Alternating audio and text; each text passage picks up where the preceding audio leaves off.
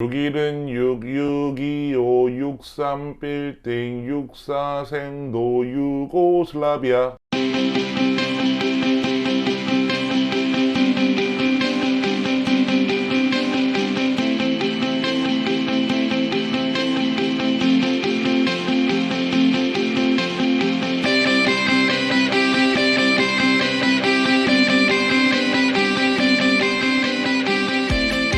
안녕하십니까. 여러분들의 발표 공포증을 효과적으로 해결할 수 있는 방법을 알려드리고 있는 스피치 1타 강사 마선생입니다. 반갑습니다. 여러분들이 살면서 공포스러운 상황을 마주치는 순간은 언제일까요? 인간이 살아가면서 가장 공포스러운 상황을 4가지로 정리한 내용이 있습니다. 첫 번째는 높은 곳을 두려워하는 고소공포증입니다. 번지점프들을 미치지 않고서야 타지 않겠다라는 주의를 가지신 분들, 높은 곳 자체를 증오해서 높은 곳만 보면 태워버리고 싶은 마음이 드는 분들, 사실 저 같은 경우는 놀이공원에 롤러코스터를 타게 되면 굉장히 두렵고 무섭습니다. 정말 미칠 것 같아요. 사람들이 롤러코스터를 타면서 중간중간에 막 소리 지르지 않습니까? 그걸 대기하면서 듣고 있는 제 모습을 상상하면 정말 여기가 지옥이 아닐까 싶을 정도로 굉장히 두렵고 떨립니다. 두 번째, 깊은 물을 두려워하는 상황이 있습니다. 수영을 잘 못하시는 분들이 겪는 공포스러움인데요. 튜브나 구명조끼가 없다면 깊은 물에서 수영하거나 물놀이하는 것을 극도로 꺼리시는 분들도 있습니다. 고개나야 빠둠. 세 번째는 어두운 곳에 혼자 있을 때 사람들은 공포를 느낀다고 합니다. 혼자 사시는 분들이라면 공감할 수 있는데요. 그런 거 있잖아요. 혼자 집에 들어가기 전에 괜히 한번 소리 지르고 들어가시는 분들. 아하이! 아하! 아하이! 이러시는 분들. 그리고 괜히 혼잣말하면서 집문 열면서 어두우니까 무서우니까 팔을 휘휘 돌리시는 분들, 분명히 있을 겁니다. 그리고 마지막 4번째가 남들 앞에서 이야기하는 것을 공포스러워한다고 합니다. 남들 앞에서 이야기하는 상황을 공포로 받아들이고 앞서 말씀드린 3가지보다 더 두려움을 느끼는 사람들도 더러 있었다고 합니다. 두렵고 힘들고 짜증나고 어렵고 하기 싫은 발표, 그리고 남들에게 등 떠밀려서 어쩔 수 없이 해야 되는 이 발표 상황, 완벽하게 이겨낼 수 없다면 조금이라도 나아지는 방법은 과연 없을까요? 상황은 다르지만 다른 사람들 앞에서 내 의견이나 이야기를 해야 될 때 공포스러움을 느끼시는 분들, 너무 떨리고 힘들어서 도망가고 싶은 분들, 지금부터 저 스피치 1타 강사 마선생이 여러분들에게 발표 시작 전 응급처치 방법 4가지를 바로 알려드리도록 하겠습니다. 여러분 앞에 있는 사람이 갑자기 쓰러졌을 때 여러분들이 병을 고칠 수는 없지만 응급처치법으로 사람의 생명을 구할 수 있는 발판을 마련할 수 있습니다. 이와 마찬가지로 제가 알려드리는 현실적인 응급처치 방법 4가지를 통해서 쓰러져 있는 나의 발표 능력에 숨통을 틔워주시길 바랍니다. 그리고 참고로 말씀드리겠습니다. 관객을 의식하지 마세요. 나는 착한 말 따위는 하지 않겠습니다. 솔직히 앞에 있어서 의식되는데 어떻게 의식을 안 해요, 그쵸? 제가 알려드리는 응급처치 방법 4가지는 발표 30분 전 꼭 해볼 수 있는 현실적인 방법입니다. 자신감 있고 정확한 말하기를 위해서 노력해 주시는 분들, 발표 스피치 개선을 통해 사람들에게 인정을 받고 싶은 분들, 그리고 나의 감정에 휘둘리지 않고 끝까지 온전하게 발표를 완수하고 싶은 분들이라면 끝까지 시청 부탁드리겠습니다. 지금 바로 시작할게요. 영상을 보시는 여러분이 하루 중에 가장 편안한 상태는 언제인가요? 침대에 누워서 아무 걱정이나 근심 없이 스마트폰을 보면서 스르르 잠이 들 때, 그때 가장 행복하지 않겠습니까? 여러분들의 고단한 하루 일과를 마치고 내 푹신한 침대와 이불로 들어갔을 때 그 쾌감, 그런 쾌감을 느낄 때쯤 항상 따라오는 것이 있죠. 바로 하품입니다. 2011년 미국 프린스턴 대학교의 연구 결과에 따르면 하품은 뇌의 적정 온도를 유지하는 데 중요한 역할을 한다라는 결과를 발표했습니다. 발표를 잘하건 못하건 굉장한 긴장감이 느껴질 수밖에 없고요. 무슨 말을 하던 간에 어차피 모든 발표 상황들은 나의 신체나 정신에는 무조건 스트레스입니다. 이렇게 긴장감과 스트레스를 받는 발표 상황은 인간의 뇌에 엄청난 집중력을 요구할 수밖에 없습니다. 그때 뇌의 전두엽은 집중력에 가장 중요한 역할을 하는데요. 여러분들의 컴퓨터가 많은 업무를 시켰을 때 열이 발생하는 것처럼 여러분들의 뇌의 전두엽도 그와 비슷한 상황이 벌어지게 됩니다. 하품을 하는 것으로 발표 때문에 과부하가 걸려 뜨거워진 나의 전두엽의 스트레스를 완화시켜줄 수 있습니다. 그래서 여러분들은 발표 30분 전에 의자에 앉으세요. 그리고 발을 어깨 넓이로 벌려주세요. 그리고 팔과 손은 허벅지 위에 힘없이 올려놓으시면 되겠습니다. 최대한 힘없이. 그리고 그 상태에서 일부러 억지로 하품을 하시는 겁니다.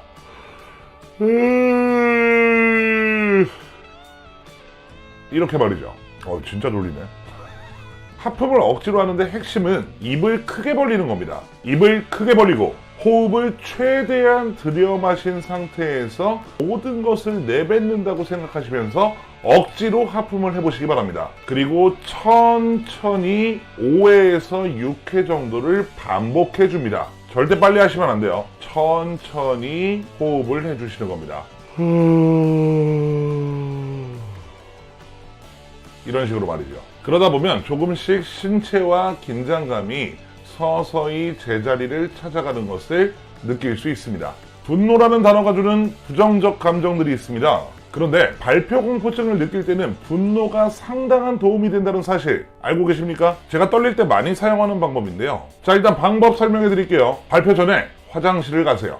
볼 일이 없더라도 그냥 가시면 됩니다. 그리고 대변기에 앉아 문을 잠그세요. 그리고 눈을 감으시고요. 떨리는 감정을 떠올려 봅니다. 떨리는 감정의 정리가 끝났다면 지금부터 분노를 표출할 대상을 찾으시기 바랍니다. 저는 제가 가장 싫어하는 사람을 떠올리는 것이 좋더라고요. 네. 뭐 사람 또 안 맞으면 싫어할 수 있는 거잖아요. 네.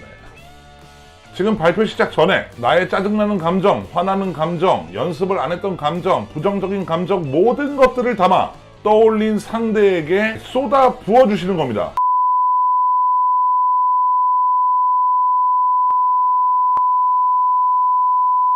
야! 뭐 이런 식으로 진심을 담아 욕지거리 하시는 것도 상당히 도움이 됩니다. 지금 상황과 감정을 마치 이 사람 탓인 것처럼 계속해서 분노하시는 거죠. 회사라면 크게 이야기 못 하잖아요. 그래서 중얼거리거나 마음속으로 되뇌이는 것도 괜찮습니다. 하지만 내뱉는 것이 가장 도움이 된다는 사실 기억해 주시기 바랍니다. 이 분노 표출 방법은요, 내가 부족하거나 못해서 떨린다는 착각을 분노를 통해서 다른 사람 때문이다 라는 책임 전가를 하는 거죠. 그리고 가끔씩 산에 올라가서 큰 소리로 외치게 되면 속이 후련해지지 않습니까? 그와 비슷한 효과라고 보시면 됩니다. 그냥 냅다 욕하세요. 열받는 감정, 뭐 짜증나는 감정 다 담아서 그냥 욕해버리세요. 아니 괜찮아요. 어차피 돈 드는 거 아니고 그 사람이 들을 거 아니잖아요. 발표 상황만 지나가면 되니까. 그러니까 분노하시기 바랍니다. 제가 발표 공포증 영상을 찍으면서 항상 강조하는 부분이 있습니다. 그것은 바로 모든 일들은 익숙해지면 떨리지 않는다는 법칙인데요. 그래서 발표를 익숙한 상황으로 만들기 위한 방법을 담은 영상도 제작해봤습니다. 한번 봐주세요.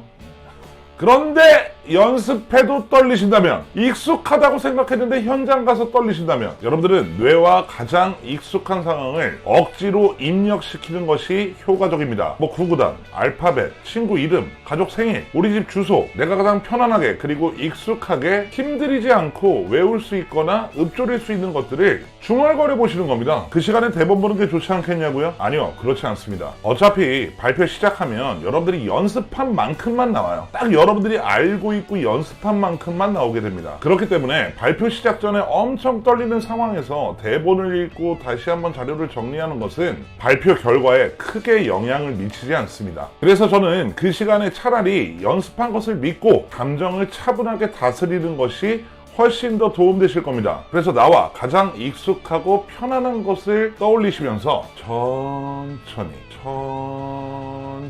호흡에 길게 담아서 중얼거려 보시기 바랍니다. 조금씩 나아지는 것을 느낄 수 있을 겁니다. 자, 마지막 네 번째입니다. 발표와 같이 시간을 두고 공포스러운 상황을 마주하게 될 때는요, 생각의 긴장이 먼저 느껴지신다고 오해를 하시는데요. 그렇지 않습니다. 우리가 느끼지 못하는 아주 찰나의 시간에 신체가 먼저 긴장을 합니다. 신체가 긴장하기 때문에 정신이 긴장되는 거죠. 그래서 우리는 스스로 우리의 자세를 자신감 있는 자세로 교정해야 될 필요가 있습니다. 발표를 시작해야 할 시간이 얼마 남지 않았다면 꼭 이 자세로 교정을 해보시기 바랍니다. 팔을 머리 위로 들고 풍차처럼 크게 원을 그리시기 바랍니다. 이 자세의 포인트는 어깨를 피는 것에 있습니다. 어깨를 쫙 펴주면서 크게 원을 그려주시면 됩니다. 두 번째 자세입니다. 나비의 날개짓처럼 천천히 몸을 움직여 보는 겁니다. 그리고요, 몸을 털어보시는 겁니다. 이런 식으로 말이죠.